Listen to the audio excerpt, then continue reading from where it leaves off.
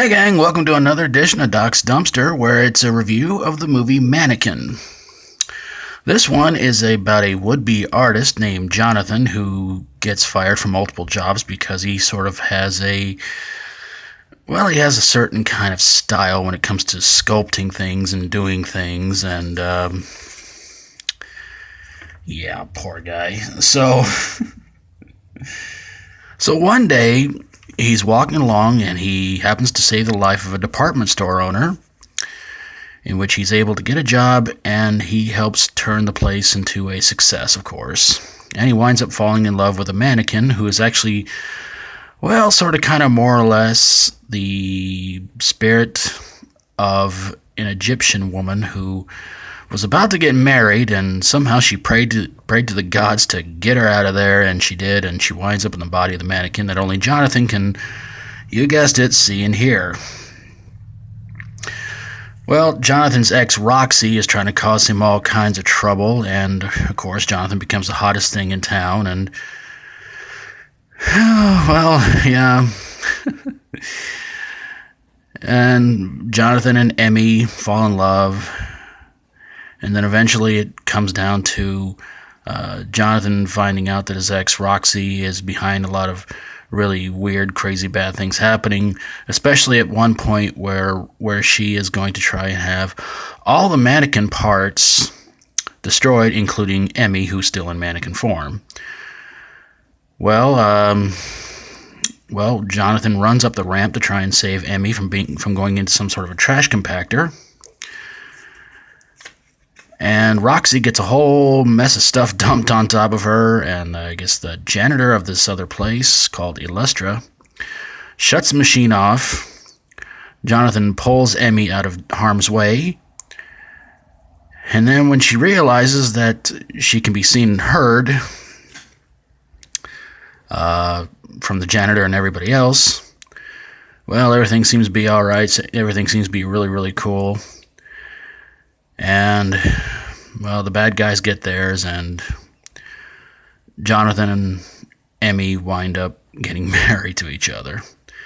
And all seems really, really good with the world. The movie stars Andrew McCarthy, Kim Cattrall, Estelle Getty, James Spader, G.W. Bailey, who you might remember from most of the Police Academy movies, and Mejach Taylor as Hollywood. It was done on a budget of only $8 million and made around $43 million at the box office. So now the question is, does this movie belong in a trash compactor? I mean a dumpster. Nah, I don't think so. This is a movie that I really, really enjoyed as a kid, and sadly, I have not really seen this movie since my mom died. This was one of our movies, and one she told me that was really worth checking out. She enjoyed, and it's really a movie that I think is laughable. And if there's really one reason why I think this movie is worth checking out, is from the performance of Mejach Taylor as Hollywood. He puts on a hilarious performance. He is great in this movie. And G.W. Bailey playing a great jerkwad villain in the movie. He was really funny in it too.